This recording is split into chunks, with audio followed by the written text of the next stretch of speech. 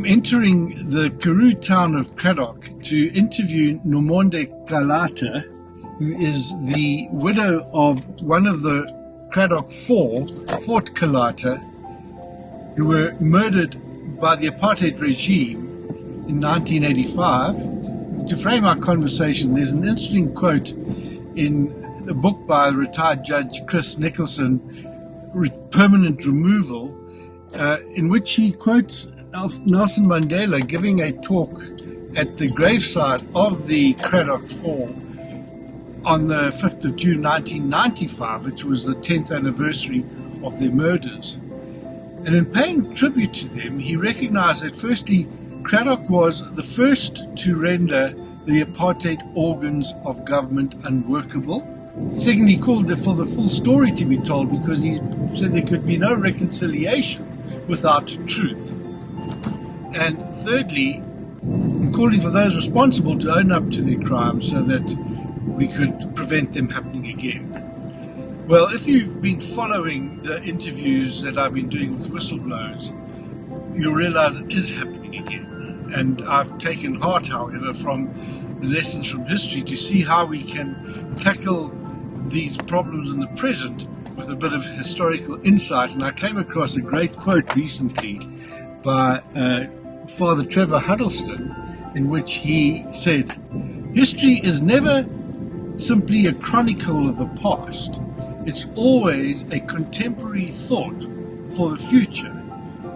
The TRC denied amnesty to 6 police officers who were associated with the murder of the Cradock Four and were either directly or indirectly involved in the cover-up.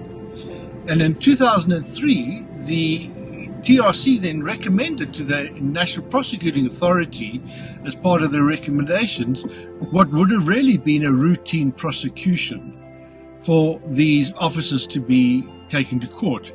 But for 20 years, the ANC government has kept kicking that can down the road, and to the point where the passage of time has seen government leaders who were implicated having died. Adriaan Volk died in January this year, and President FW de Klerk died 2 years ago. And it's since recently been reported that the last of the police officers to be denied amnesty, Hermanus Barend du Plessis, has recently died. And then in response to that, Fort and Nomonde's son, Nomonde Calata, wrote an open letter to his late father, lamenting the tragedy of the fact that there'd been no progress, really heartbreaking stuff. And he is the great-grandson of Reverend James Calata, who was one of the luminaries of the ANC in its formative years. And Nomonde lays the blame clearly at the door of the ANC of today for successive administrations for having failed to act on the recommendations of the TRC, and as such have betrayed James Calata, what he stood for, notably the line in the Freedom Charter which calls for equality before the law.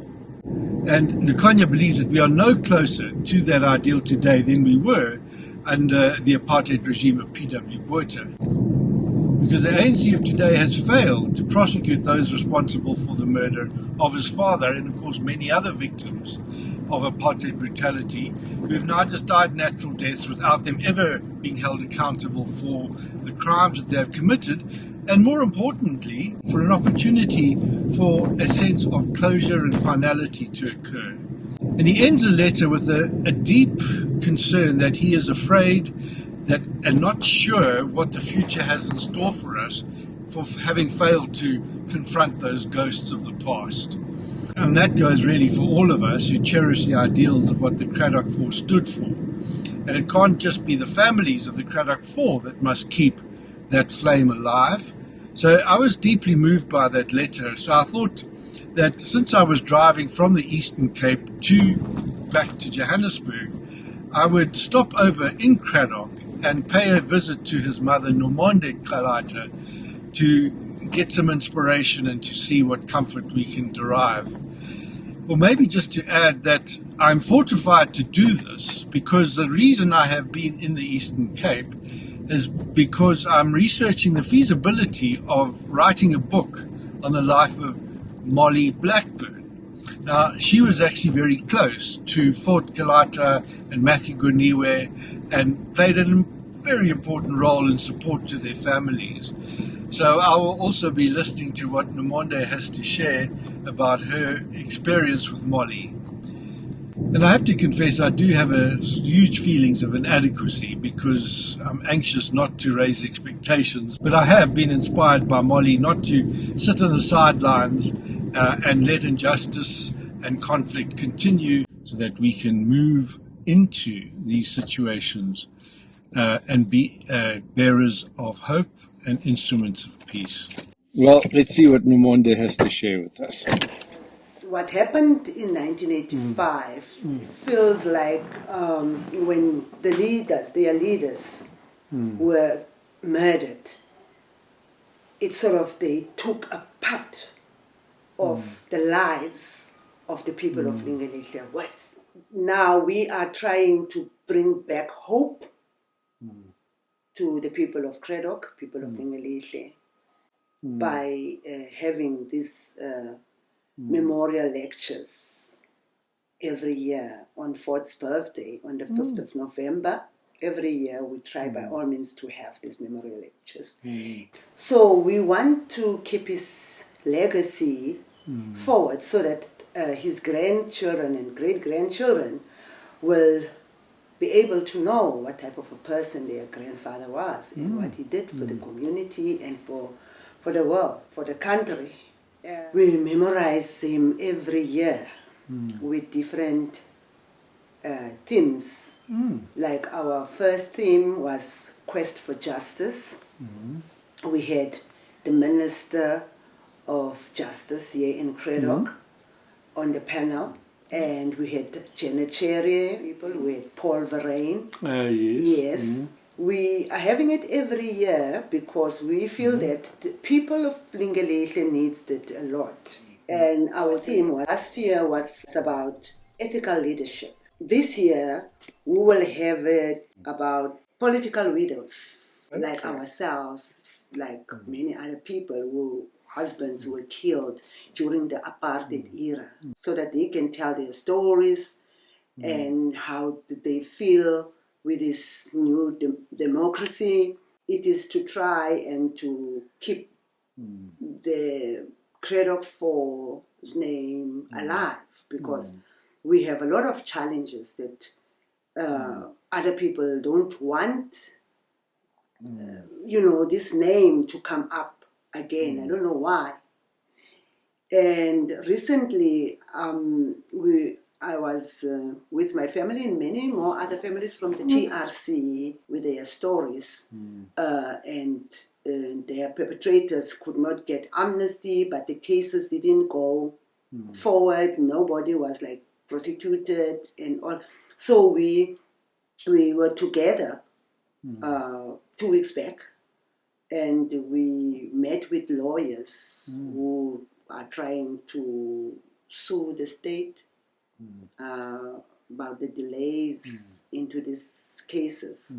Because in our case, the Cradock Four case, we had hope because the NPA promised that there is a person that is still alive that can go and be a warm body at the court to tell what happened. But unfortunately, this year in May, I think on the 16th of May, passed on. So there's no one now to be prosecuted. And so therefore the NPA wants inquest. That will be the 3rd inquest into this case, because the first 2 inquests were during the apartheid era, although the Judge Zitzman could make his findings after the democracy. So we were sort of doubting of having a 3rd inquest, but it seems as if we have no choice. I just remember Archbishop Tutu, who was a great inspiration to me. Yes. And he said, unless we exorcise the ghosts of our past, Yes. they will return to haunt us in the future. Yes. Now, he said that when he was chair of the Human Rights of the Commission. Mm-hmm. And part of my work as a social worker is always trying to help people to find closure, Yes. so that they can lay to rest Yes, those definitely. fears. So that's what you're doing. Yeah, that is what we are doing. But we will see what is the outcomes of the inquest is going to be. We don't know. But what me and my family have decided is like, let's have this foundation. Let's go on with memorizing Fort and the others. Let's also do something that is going to benefit the community of Cradock. Because I think if we can be able to do something that can benefit the community of Cradock, it is one thing that will also like bring closure to us, because we will be able to say, even if they are not there anymore, but we manage to bring Lingalihle to this stage. You know, what is said here in Lingalihle is that there's no growth, there's no going forward. There's many people who have brilliant children that cannot go further with education because other people can't afford to take their children to university or to a college. They can't, because there's no work in Cradock that allows people to be able to do that. Unless your mother is a nurse, teacher, or working somewhere in a government institution, then it's a bit better. But a lot of people are still working for white people in town, and there's not much that they are earning from there. So our dream is to have a college in Cradock, a senior institution where children can go and study, just to bring that hope into the community, to bring that hope in the poor people of Cradock. Because if one of their children can be educated, that one will be able to help another family member to also become, you know. That is our wish and hope. We hope one day we will be able to do it. Somebody shared with me, he said, the definition of hope. Hope is believing in spite of the evidence, and then watching the evidence change. Yeah. You know, Yeah. so, and it seems to me that that's what you certainly have got lots of that Yeah. from reading your son's book, Lucanya's book, Yes. and him talking about his son. I remember one of my grandchildren, I think he read something or they were taught something at school, and then he came back the other day and he said, why did they stab my grandfather so many stab wounds? Yet he was already dead because they shot him. I'm sure by shooting him he was already dead, but why, you know? Why did they shot him so many times? Stabbed him so many times? Yeah. But no wonder, I'm very conscious, being a social worker, not to be intrusive, because, and I know that every time people are asked them to tell their stories, it can be triggering to them, because at the moment I'm working a lot with whistleblowers. Yes. And that's another reason why I'm wanting to write this book, is because I want to give my clients who I'm counseling, who have gone through terrible retaliation, which you thought would never belong in a democratic era. Yes. Same sort of experience that Lukanya went through, and Tandeka and all of them, you know. Because, in fact, I know them from that. Tandeka, she's a good friend. She is. And just to see that retaliation against the media, and now with the Zondo Commission, this retaliation against whistleblowers. So I'm supporting them. Okay. And part of what my support to them is to say, look, here are people that actually were resilient in the face of this terrible oppression of the past. Exactly. People obviously like Fort and Matthew. And of course Molly. Yes. Now, of course, Molly being somebody who was exceptional, and Di, of course, she's still alive, and Judy. I just think, let's focus on these stories, because these are stories of empowerment. Exactly. These are people that did not give up. You know. And boy, in 1985, things were so terrible.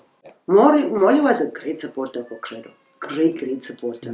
I remember I was young, and then I was like arrested for wearing a Free Mandela t-shirt. Yes. And that case was going on, and Molly was keep on supporting that case, I remember. And you lost your job because of that? I lost my job because of that. I wish you still had that t-shirt. Have you still got it? They took it. They took it. Unfortunately, they took it. They took that t-shirt, and I never got it back. There was this big encouragement that came from Molly. Me not working, and I went to Mrs. Gonewe, and I was crying because I lost my job, and I've got 2 children, my husband is in detention, all that type of things. And then Mrs. Gonewe she asked me, now what are you going to do? And I was like, I don't know. And then she asked, do you have a plan? Because you are not working anymore, and Fort is in detention. And then I said, yes, I do have a plan. I said, what plan do you have? I said, I think I'm going to set up a small shop in my house. And then I started to set up this shop. But I didn't have money to start the shop. Then Mrs. Gonewe said, okay, I've got a little bit of money that I can give you. And she gave me, I think she gave me 200 rands or somewhere there. So I went and I bought some stuff to start selling, like sugar, tea, coffee, all those small things that people usually need, candles, And then it started to grow, the shop. I started to be able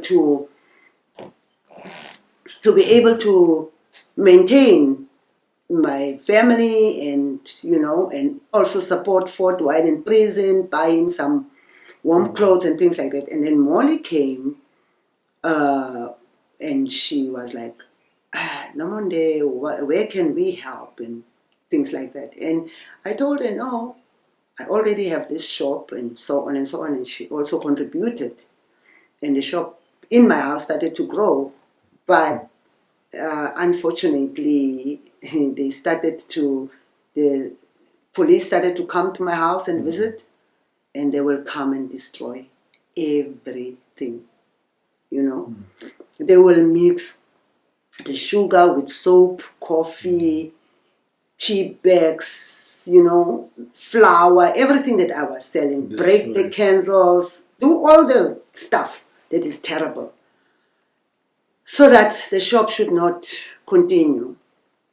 But unfortunately, tomorrow morning, I will wake up, and I will wash myself, and I will go and buy some more stuff and start selling again. Then after some few days, they will come back and do that until they got tired. I didn't get tired. They got tired.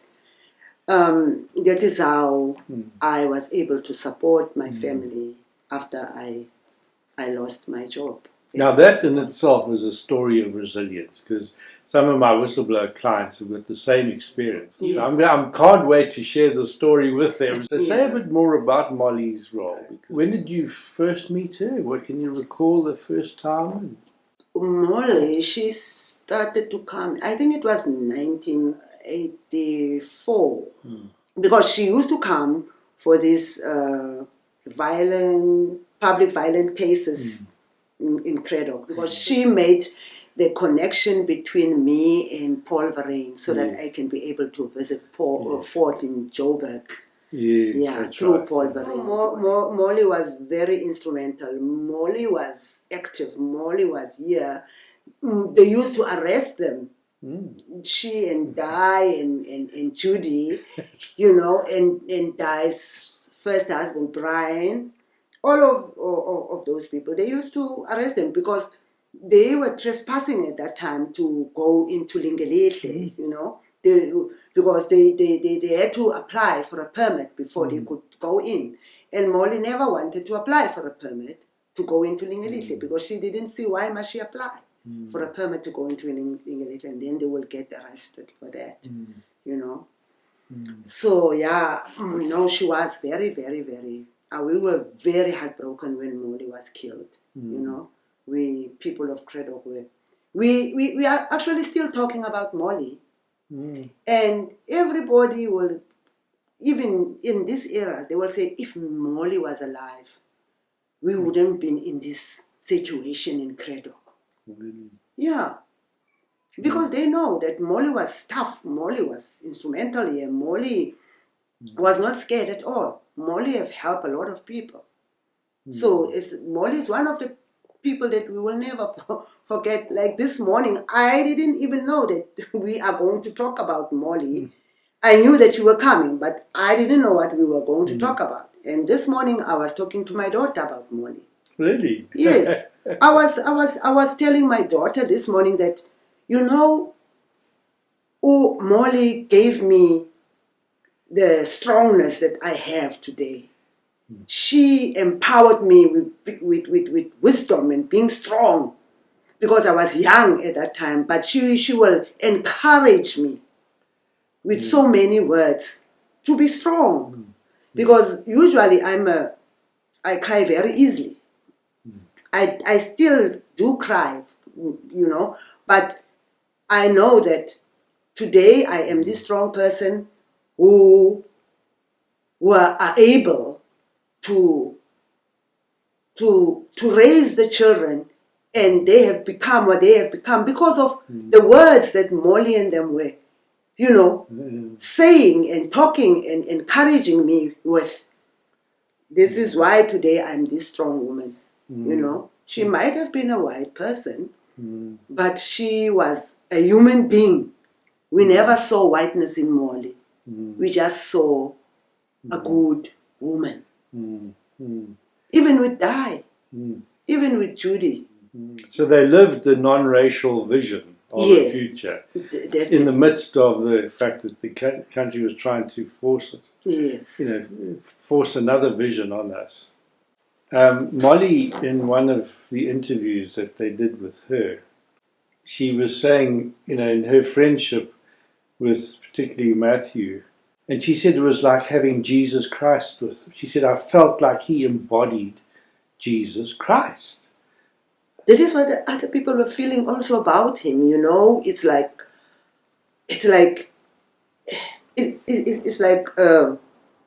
I don't know, when he came out of prison and he went to taught in Gravrenet, I think somewhere there, but they brought him back to Cradock. When he came to Cradock, Fort was already at Semkali Secondary School. And when he came, Fort said, hey, I've got a new principal at school. I said, oh. He said, you won't believe. I connected with that man like this, the very first day. And I said, what is so wonderful with this man? He said, I long needed someone like him in my life. And it was hardly a week that Matthew was at that school and he and Ford became like this. And then they started to have meetings. They started to, you know, and then they started from there. You know, he was a very powerful man. Matthew was a very, very, very, very So there was a certain giftedness. He had a certain gift in him. And he and Ford was like this. I remember at one day, and they couldn't meet because it was raining. And Ford was saying, when is this rain stopping? When is this rain stopping? I have to go and see Matthew. I have to go and see him. We have to talk. But the rain the whole day. It was not long after he was complaining. Matthew had a car. So Matthew came and said, my people didn't want me to go out of the house. I've been thinking of you the whole day because we have to talk. I have to meet with you. You know, and I was like, why must you people meet every day? The rain was trying to stop you two people not to meet for today, but you made it possible so that you can meet. That is how close they were. Yes. Which, of course, you know, is what inspires me, you know, in terms of lessons learned, you know, with my working, as I say, with whistleblowers. You know, people say, what do you do with them, John? I said, well, I just introduce them to each other. Because then when they meet each other, then there's solidarity. Yes. And there's nothing that I can say. Yes. You know, and it's a different approach to helping people as a social worker. It's group work. It's facilitating bonding. Because that power of solidarity, that power has no defense against truth. No. So that's why it attacks it. Yeah. I don't write fiction because truth... Yeah, truth is much more interesting. It's much more interesting. And you've proved that to me too. Yeah, and it's very good that people write about the truth, write about things that happen, write about true stories that happen to real people, so that the next generation could know what happened. Joanne said something to me about Lucanio. She said he loved cars. Very much so. And he said Molly had one of these cars where the lights, when you switch them on, they lifted up. Yes. Is that right? Yes. Yes. Lucanio, when he was younger, he could recognize cars by the sound. Really? Yeah. You will be in the house and maybe lying there and a car will pass. And then he will tell you what car is that. It is now passing. He used to love cars a lot. But when he grew older, I think he was very much taken up by the journalists that used to come and visit our home. So when he was doing Standard 5, that is now grade 7 in today, he said to me he wants to become a journalist. And I'm like, what do you know about journalism? You know, you are just in Standard 5. You know, and then I took him to a Model C school to do his Standard 6 there. When he was in Standard 7, he said, "Oh, I want to be a mechanic. I like cars. I want to be a mechanic." I said, "No, it's fine. That is also fine. We'll take you to that." But in matric, he came back. He said, "You remember, I wanted to become a journalist." I said, "So you are still sticking to that?" He said, "Yes, I want to become a journalist." So then I said, "Then you go for what you really want to be." Well, thank goodness that he did, because anybody can become a mechanic. A mechanic, yeah. But being a journalist is a calling. It is, and I think for him it was a calling, because at that age he was about 12, and he already, felt like becoming a journalist, and that thing stayed with him. Is that my job as a social worker actually is easier than the job of a journalist. Because, in a controversial situation like I've been in often, my professional obligation in my code of conduct obliges me to be supporting the most vulnerable and disadvantaged with the people with the least amount of power. So that I have to be biased. Yes. I'm expected to be biased in yes. support of them. Yeah. Whereas a journalist comes in, and a journalist has got, even though their sentiment might be with the most vulnerable, they've got to be trying to be unbiased. And and I say to them, I said, look, guys, please, even though you're sympathetic to my cause, ask me the tough questions. Yes. Be hard on me with the questions, because I'm prone to be, in my bias, to not be able to see what really is happening. Whereas you are in a different role. You can see it. Yeah. I will share with you my experience and what I'm learning. You share with mine. And then together we become so much more powerful. And that's how I've been working. That's why the Amadiba were able to stop the mining. It was good journalists and good lawyers. And all I did as a social worker is introduce them. Sure. You can be very proud of them. Yeah, yes I am. Yes I am. And I'm wondering what your grandson Kwesi is going to end up, hey? I don't know what is Kwesi going to end up with. I don't know what my grandchildren are going to end up with, you know. Well, hopefully they will watch this one day and get a story. Yeah, I don't know. I really don't know what are they going to end up with. But in any rate, we're hoping for the best for them too. So we will never be able to forget Molly Blackburn. Never. But when she was killed, and Brian, can you recall when you heard about it, how you heard about it, and what your reaction was? I can still remember. I think at that time I had a baby. Tumani was still a baby because she was born in August. What date? On the 8th of August. I remember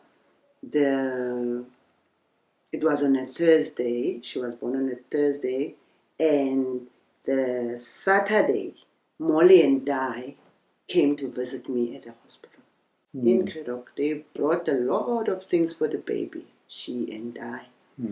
I think there's a famous photo where me and in the hospital still with the baby and Di. Molly took that photo that morning at the hospital. And if I remember quite clearly, it's the morning when Mrs. Mtenge was killed. And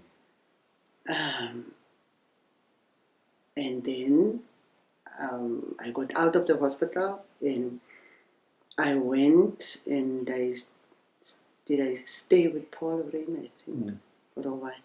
I think Paul gave me the news. Paul Rain gave me the news of Molly Blackburn. I was devastated. I just couldn't take it because it was like fresh from our husband's death, and now Molly, you know, it was terrible. We were there at the funeral. We were there. It was so traumatic that I remember we were at the church. It was a very sad funeral because everybody was crying. Everybody was crying. It was a lot of black people who attended the funeral. I remember me sitting next to Mrs. Gonewe, and it was sad. And Molly's children were very, very, very sad. And her husband as well, you know. And a lot of freedom songs were sang that I can remember. But you know, I was also like, at that time I was still traumatized by my own. And still breastfeeding your baby. Breastfeeding my baby, you know, and it was very difficult also for me to hold the baby, you know. It was very, very, very difficult for me to deal with the baby at that time. Because when she was born, it was like the wish of my husband to have this baby girl. And unfortunately, when she was born, he was not there anymore to see this baby girl. And it was very emotional for me. But it's still like sad when you think about the strategical way the way Molly and Brian was killed, you know. We even went to Brian's funeral in Cape Town. Did you? I was going to ask. Did you go there too? Yeah. Do you feel a need to know exactly what happened still in the same way? Because there's still a lot of suspicion. Look, that is something that we keep on asking. That I wonder, should Molly's children not try and, you know, do something about this and still wanted to know what really happened that day. This is what we are trying to do. Even if we are not going to have these actual foot soldiers that did the deed, but the actual people who was behind these killings. And they've been protected. Yeah. That is what we would love to know. And certainly Lucanio has been wonderfully courageous, like his father, and taking a stand. Sometimes and I become so challenging. scared. I'm just so much in admiration of him for that. Yeah. Yeah. Sometimes I would worry because when he started this whole thing, he was still in Cape Town, and I visited him. And one day, then some people came and knocked at the door there, and he said, "Is this number 5 so-and-so street?" I said, "Yes." "Oh, people just called us and says that there is trouble." Yeah, I said, "No, it's only me and a little boy in the house, so I never called anyone to say there's trouble in the house, you know." And I just didn't open up the door because it was the time when Lucanio, started to come out and talking about these killings and all that type of things. And then I was like thinking, are they now trying to scare Lucanio or trying to harass him or what? Because that was police that came. And then I said, no, we never called, and there's no trouble in the house, you know. So sometimes I do get scared, and think, they mustn't do the same thing that they did to Lucanio's father to him. Well, at least we've got a Bill of Rights now. Yeah. You know, we have that. We have the court. And the Black Sash, they were... Yeah, Molly was involved with Aboshina Duncan and all of them. Yes, they used to come to Cradock Black Sash, and they used to support a lot. Yeah, we know about them. Because I'm just realizing how big and important role they played as an organization. Yeah, I know they played a big role. You know, particularly in the white community, because to conscientize us. They did, because, at that time we didn't have anything, but at least they tried. Lawyers were there to defend us with some other things, and the youth that were involved in these things, when they are arrested, and Molly and them and the Black Sash will see to it they've got a lawyer or something like that. Yeah. Now Molly was also a target of retaliation. Matthew Goniwa spoke at the Black Sash conference in March in 1985. That was what they called the Black Weekend. I think they called where they had these boycotts. Yes. And it was a Black Sash conference in Port Elizabeth. Yes. And then Molly got a call from a parent from Utnek, yes. When I tell Molly's story, I'm going to be focusing on that weekend because it proved to be hugely important. Yes. Firstly, because the man that was the station commander there on duty, or the deputy, was a Lieutenant John William Fusheer. He was very aggressive and very defensive, and Di smelt that he had been drinking. Yes. And it ended up him getting very aggressive. Anyway, she reported him for that. 4 days later, that was the 21st of March, which was Sharford Day. Yes. He was in charge of the police at the Uitenhage Langer. Yes. And ordered them to open fire. Yes, and killed a lot they of killed all those people. I'm aware about that one. And then after that, they had the Hull Canterbury Commission, which went into it and found that this Lieutenant Fusheer was an unreliable witness, fabricated evidence, and all the rest. And then he sued Molly for criminal defamation. Now, that's very unusual. And the lawyer that represented her, and there was another Black Sash woman, a doctor, who had also been there and also made a diagnosis of the guy who had been drinking. And Di gave evidence there, testified, and Chris Nicholson was their lawyer, and he defended them. And I spoke to Chris Nicholson, and he told me more about it. The police lost that case. This Lieutenant Fusheer was now humiliated. Yes. Okay, they didn't find that he was drunk. They just said that Molly had every reason to suspect he was because of the way he behaved, so she wasn't blameworthy. So they quitted her and the other person. Chris Nicholson said there's no ways they would have actually convicted Molly. The case was finally settled on 30th of September. 3 months later, Molly's killed. I thought to myself, wow, they tried to use that retaliation tactic of using the law or a bogus charges, things like that, as they would do. I mean, like arresting you for having a Free Mandela t-shirt. So the concern I have is just, did this mean that they were escalated on the balance of probabilities? The fact that she had succeeded in resisting a legal retaliation strategy, did they now resort to a more extradition? Yes. I don't know the answer to that question. Maybe it can be. It can be. It can be. Even with Fort and them, they could see that there's nothing that we can do here. The only way to get rid of them is to kill them. You know? Yeah. Is to kill them, because really they were like governing Lingelihle. And people of Lingelihle were like governing themselves. So they didn't have a chance. So that is why maybe they took a decision to say, let's remove them permanently from society. Yes.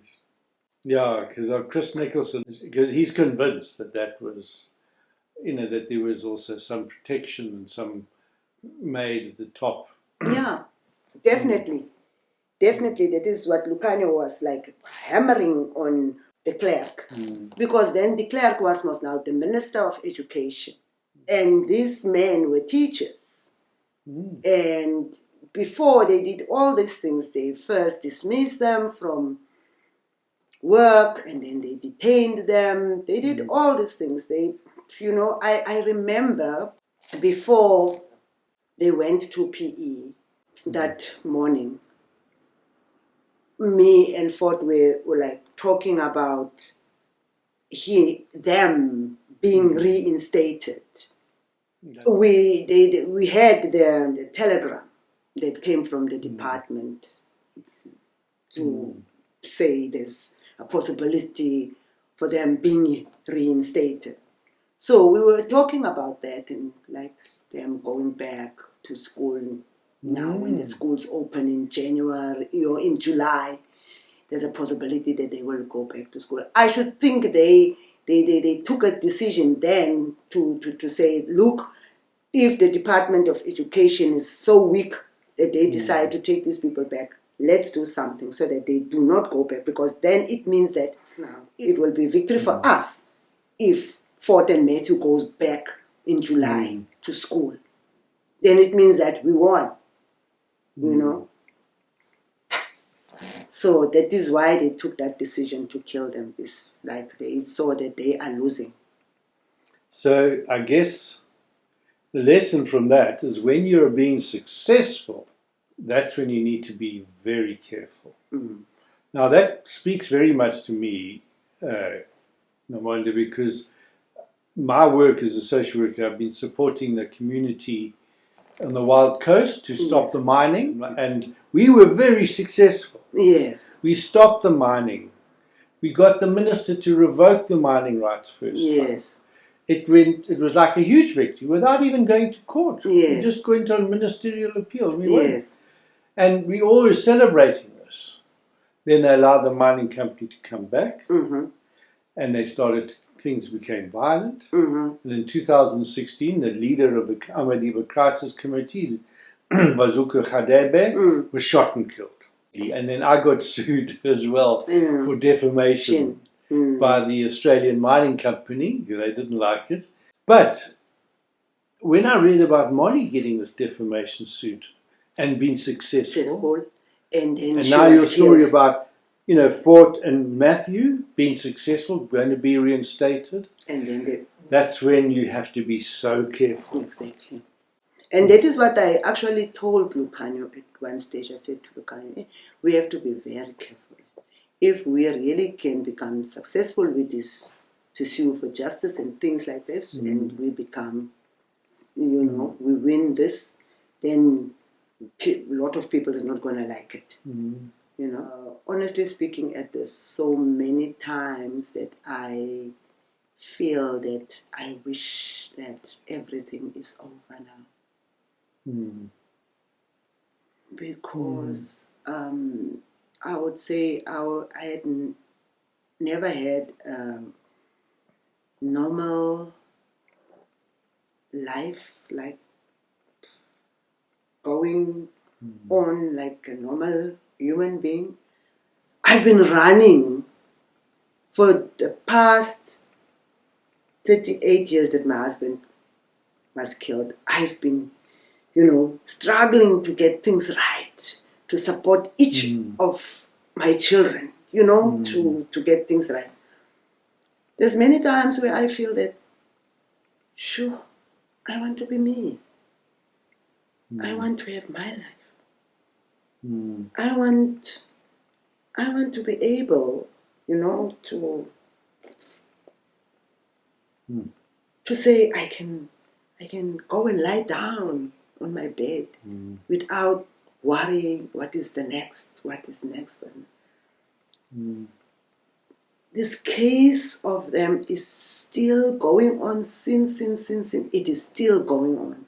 As I said now recently that I just came back from Johannesburg, from this meeting. And there's an inquest that's still waiting to come. When am I going to be me? When am I going to have the time for myself and be me? I don't know if you understand. I have never been me. So that's partly why I wanted to record this, because I'll make sure that they'll see it.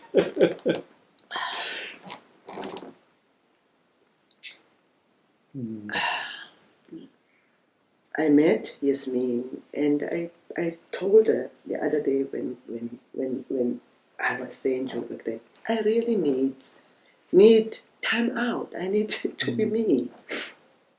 I just hope that after we had this last inquest, and something will come up where I would say that this is over now. I get closure, I understand, and it's fine. I sometimes have this quest or vision where I feel that if there can be even, I don't know, is it a memorial service or something where I had that thing that it is my husband's funeral. He is no longer there. He's now buried. I am witnessing that because I've never seen my husband in his coffin. I was not allowed because of the circumstances of his body. The funeral, yes, it was there, it was huge, it was big, it was everything. But there was never time to mourn. When I was crying, I was stopped not to cry because I am going to show the enemy my weaknesses and my feelings and all that things. So I was not supposed to cry. Maybe that is why I'm still crying. All those things. I never mourned. I never had that opportunity to mourn for my dead husband. Because I was harassed by the police. I was stopped by the community and my family not to cry. I had a baby thereafter. I had to concentrate on the baby. People were killed like Abu Moli and all of them. All those things happened. I had to go to Molly's funeral. I had to go to Cape Town to Brian's funeral. I had to console who died. We had to go and console O'Gavin, and There was a lot. Mm. We went to the TRC. After we went to the TRC, there was no counseling thereafter. We have to deal with those things by ourselves. I don't know. I just wish that after all these inquests and things, closure will come and I will be able to find me and be me. What does give you consolation? What helps you make it through the day and open your door so warmly when the strange Father Christmas arrives at your with his white beard? Because our home was always a warm home. We were raised in a very welcoming home for everyone. And when I got married to the Calatas, they were the same, like my family is welcoming anyone. Yes, me and my husband were young. We were a young couple, but we had many children that are not our children, but they were our children. And yes, it's like we are used in and out of people in the house. And what is keeping me alive and being like this is hope. Yeah, that thing that I hope one day it will be fine. I hope that one day I will know what happened. And like yesterday morning, I woke up very early yesterday morning. I do wake up early because I walk every morning. But yesterday it was extra early because I had this nice dream. I wake up and then I told my daughter that I'm staying with here. I said, I dreamed about your father.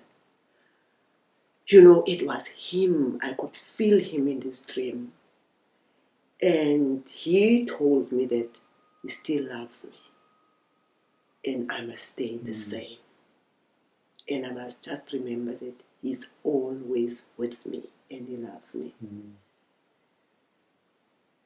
Because the previous dreams that I would have about him is dreams where he will tell me that he is looking for work, he wants to support us, he wants to help me with the children. I will get that type of dreams about him. And that is dreams that were not like sitting very nicely on me. And all of a sudden now, I woke up with this dream yesterday morning that it's like telling me that he loves me. And it was a real, like, I could feel him. I could feel him, he's here. And we even put our heads on each other.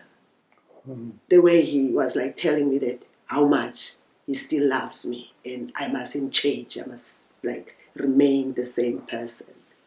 So I woke up with a dream yesterday and I was happy for the whole day because it was so real. I could feel it. It's like I was really happy when I woke up.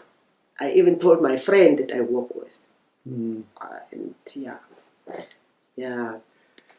I think those things are the things that like keeping me.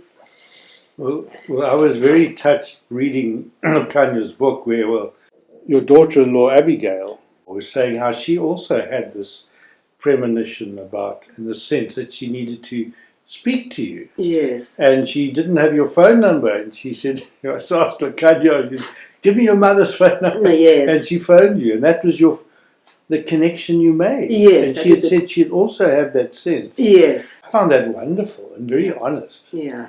And that you seem to have a very close bond with her. Yes, I do. We do. We do have. Because even when she called me, I didn't know about her. Lukanya told me that he's got a girlfriend, but I really didn't know about her.